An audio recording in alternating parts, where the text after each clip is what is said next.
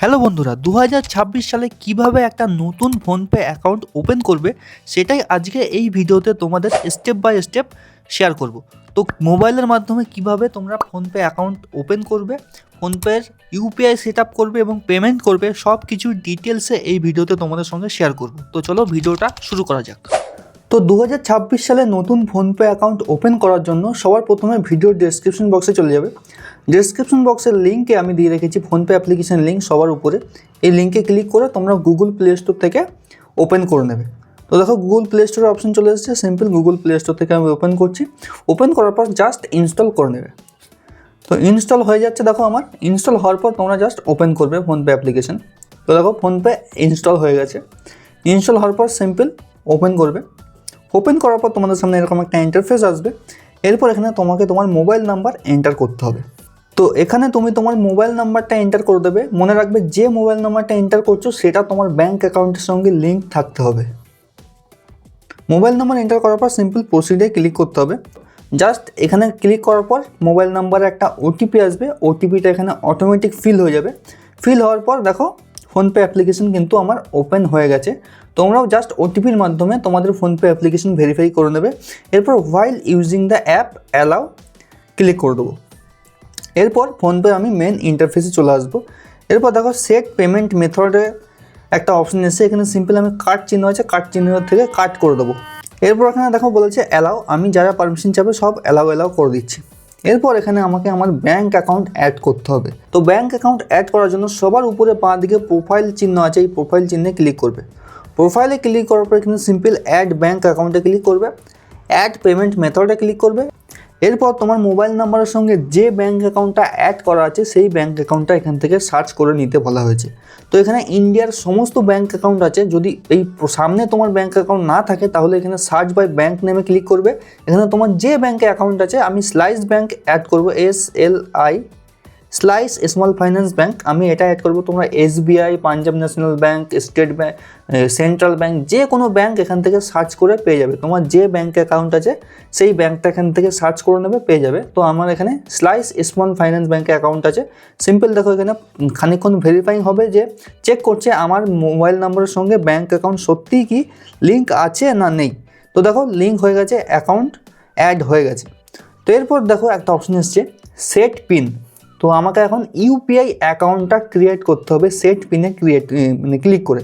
তো এখানে সিম্পল আমি সেট ইউপিআই পিনে ক্লিক করব। তো সেট পিনে যখনই আমি ক্লিক করব, ক্লিক করার পর এখানে আমার সামনে একটা অপশন এসছে enter your last 6 digit of your card number. মানে আমার এটিএম কার্ডের, মানে স্লাইস স্মল ফাইন্যান্স ব্যাঙ্কের এটিএম কার্ডের লাস্ট 6টা ডিজিট এখানে এন্টার করতে বলা হয়েছে।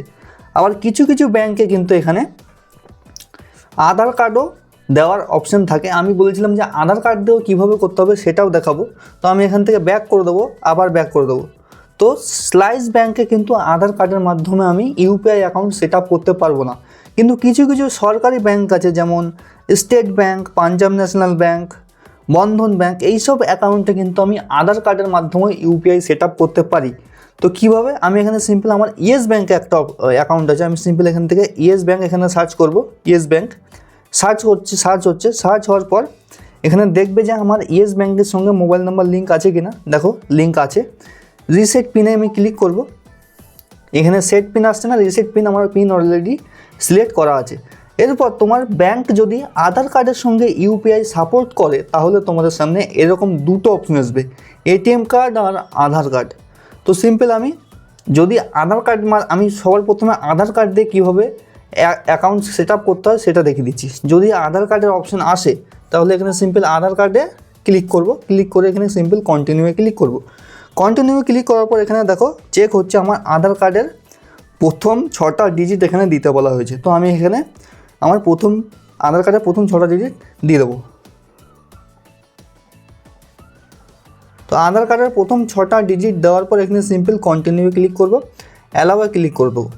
এরপর আমার আধার কার্ডের সঙ্গে লিঙ্ক মোবাইল নাম্বারে একটা ওটিপি আসবে, ওটিপিটা এখানে বসাতে হবে। মানে আধার কার্ডের সঙ্গে মোবাইল নাম্বার লিঙ্ক থাকতে হবে, ঠিক আছে। তো দেখো ওটিপি এসছে একটা আধার কার্ডের সঙ্গে লিঙ্ক মোবাইল নাম্বারে, ওটিপিটা আমি এখান থেকে বসিয়ে দেবো। তো ওটিপিটা অলরেডি অটোমেটিকলি নিয়ে নিয়েছে। এরপর সিম্পল নেক্সটে ক্লিক করব।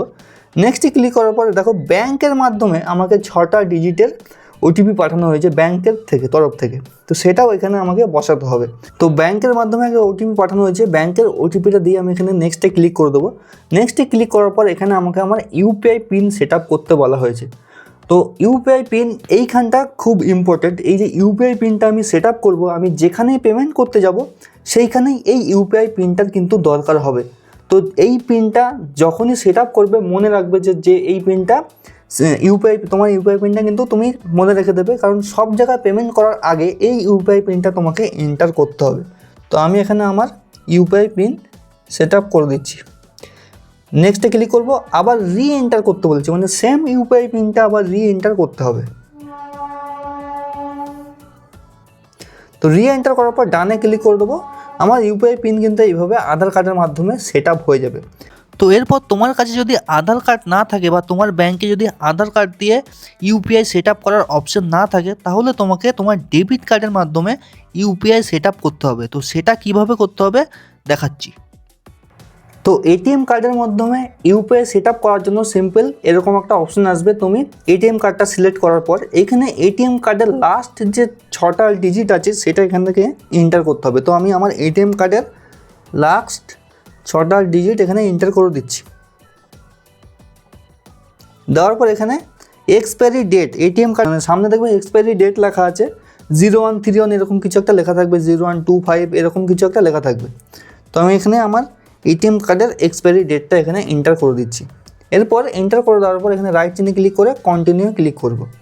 ক্লিক করার পর আমার ব্যাংকের মাধ্যমে মোবাইলে একটা ওটিপি পাঠানো হবে। ওটিপিটা দেখো অটোমেটিকলি নিয়ে নিয়েছে। আমি এখানে নেক্সটে ক্লিক করব। এরপর নতুন একটা ইউপিআই পিন সেট আপ করতে বলা হয়েছে। আমি এখানে আমার মন মতো একটা ইউপিআই পিন সেট আপ করে দেবো। ইউপিআই পিন দেওয়ার পর নেক্সটে ক্লিক করব। আবার সেম ইউপিআই পিনটা রি এন্টার করতে হবে। করার পর সিম্পল ডানে ক্লিক করে দেবো। ডানে ক্লিক করে দেওয়ার পরেই ব্যাস আমার ইউপিআই পিন সেট আপ হয়ে গেল। তো এরপর আমি এই ব্যাংকের মাধ্যমে ট্রানজ্যাকশন করতে পারি খুবই সহজে। আমি এখান থেকে ব্যাক করব, আবার ব্যাক করব। তো দেখো আমার ফোনপে অ্যাকাউন্টে কিন্তু আমার ইউপিআই অ্যাকাউন্ট সেট আপ হয়ে গেছে। চেক ব্যালেন্সে ক্লিক করব, স্লাইস স্মল ফাইন্যান্স ব্যাঙ্কে আমি ক্লিক করব।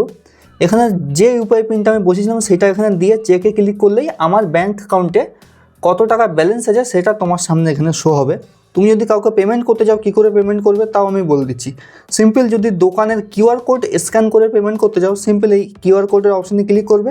এখানে ক্লিক করলে তুমি যে কিউআর কোডটা স্ক্যান করতে চাও স্ক্যান করবে। স্ক্যান করার পর পেমেন্ট করতে পারো খুবই সহজে ইউপিআই পিন দিয়ে। যদি তুমি কারো মোবাইল নাম্বারে টাকা পাঠাতে চাও সিম্পল টু মোবাইল নাম্বারে ক্লিক করবে। মোবাইল নাম্বারে ক্লিক করার পর যার মোবাইল নাম্বারে পাঠাতে চাও তার মোবাইল নাম্বারটা এখান থেকে তুমি সিলেক্ট করবে। ঠিক আছে, তুমি তোমার কন্ট্যাক্ট থেকেও নিতে পারো। নিউ পেমেন্ট যদি নতুন পেমেন্ট করতে চাও নিউ পেমেন্টে ক্লিক করবে, মোবাইল নাম্বারে ক্লিক করবে। এরপর যে মোবাইল নাম্বারে পেমেন্ট করতে চাও সেই মোবাইল নাম্বারটা লিখে দেবে। লেখার পর সিম্পল পেমেন্ট করতে পারো। তো মোবাইল নাম্বারে না করতে চাইলে তুমি যদি তোমার কন্ট্যাক্ট লিস্টের কারোর কাছে পেমেন্ট করতে চাও তাও পারবে কিন্তু সেটাও করতে। এখানে সিম্পল আমি ব্যাক করব। আমি আমার একটা কন্ট্যাক্ট লিস্টে একজনের কাছে পেমেন্ট করব। ঠিক আছে, এরপর সিম্পল এখানে আমি ধরো আমার একটা বন্ধুকে পেমেন্ট করতে চাই। এখানে সিম্পল অ্যামাউন্ট এন্টার করবো 1 টাকা। এখানে দেখো স্লাইস ব্যাঙ্ক আছে, ইয়েস ব্যাঙ্ক, আমি স্লাইস ব্যাঙ্ক থেকে করতে চাই। সিম্পল কন্টিনিউ ক্লিক করব, পেতে ক্লিক করে দেবো। পেতে ক্লিক করে দেওয়ার পর যে মানে ইউপিআই পিনটা আমি সেট আপ করেছি সেটা দিয়ে এখানে সিম্পল পেতে ক্লিক করে দেবো। দেখো পেমেন্ট কিন্তু সাকসেসফুল হয়ে গেছে। তো এইভাবে আমি এখান থেকে পেমেন্ট করতে পারি। তাছাড়া এখানে আমি ব্যাক করে দেবো। ব্যাক করে দেওয়ার পর এখানে আবার ব্যাক করছি। এরপর ফোনপের যতগুলো সার্ভিস আছে mobile recharge, credit card, electricity bill, তারপরে মিউচুয়াল ফান্ড, অনেক অপশান আছে। তুমি যা খুশি এখান থেকে পেমেন্ট করতে পারো। এখানে ভিউ অলে ক্লিক করবে। ভিউ অলে ক্লিক করার পর গ্যাস সিলিন্ডার বুক করতে পারো, মোবাইলের বিল, ডিটিএইচ রিচার্জ করতে পারো, না dish TV recharge, mobile recharge, FASTag recharge, তারপরে ক্রেডিট কার্ডের বিল পেমেন্ট করতে পারো, লোনের বিল পেমেন্ট করতে পারো, গ্যাস সিলিন্ডার বুক করতে পারো, ওয়াটার বিল, ইলেকট্রিসিটি বিল, সমস্ত কিছু এখান থেকে কিন্তু তুমি করতে পারো। এলআইসির ইন্স্যুরেন্সও এখান থেকে পেমেন্ট করা যাবে। তো এইভাবে তুমি তোমার ফোনপে একটা নতুন অ্যাকাউন্ট কিন্তু সেট আপ করতে পারো খুবই সহজে। তো ভিডিওটা ভালো লাগলে লাইক অবশ্যই করবে, চ্যানেলটা সাবস্ক্রাইব করে পাশে থাকবে এরকমই ইনফরমেটিভ ভিডিওর জন্য। Thank you. পরের ভিডিওতে আবার দেখা হবে।